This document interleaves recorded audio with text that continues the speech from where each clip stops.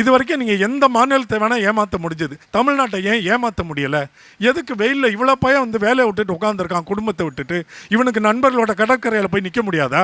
திரையரங்கத்தில் போய் அமர்ந்திருக்க முடியாதா? காஃபி ஹவுசஸில் உட்காந்துருக்க முடியாதா?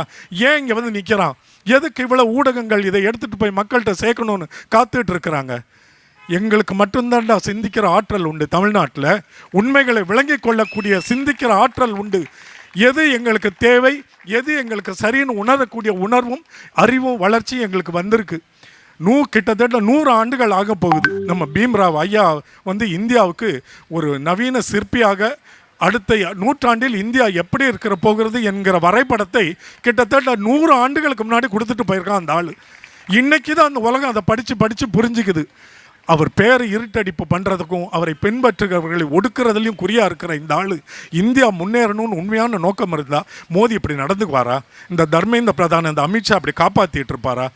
ஏயா, ஒரு சின்ன தவறு ஒரு ஆஃபீஸில் பண்ணிட்டா உனக்கு சேலரியில் அந்த மாதம் உனக்கு சேலரி கட் ஆகுதில்ல, உனக்கு ஒரு சின்ன சஸ்பென்ஷன் வருதில்ல, உன் கெரியரில் பிளாக் மார்க் வருதில்ல. இவ்வளோ பெரிய ஒரு பொது தேர்வை இந்தியாவில் கிட்டத்தட்ட 1 கோடி மாணவர்கள் எழுதுகிற நுழைவுத் தேர்வில் பல முறை இந்த தேர்வில் குளறுபடி நடந்துருச்சு. கொஞ்சமாவது மனசாட்சி உள்ள ஒரு மனிதனாக இருந்தால் அவனே விலகி இருக்க வேண்டாம்? இவ்வளவு போராட்டம் நடந்து மாணவர்களை தடியடி நடத்தி கொடுமைப்படுத்தி எவ்வளவு சின்ன சின்ன இளம் பெண் பிள்ளைகளை குழந்தைகளை போட்டு அடிக்கிறான்களே பார்க்கல? அதுக்கு பிறகும் பதவியை விலக மாட்டேன்னு ஒருத்தன் நிற்கிறான்னா அவன் நேர்மையற்றவன் தானே, அடிப்படை அறமற்றவன் தானே.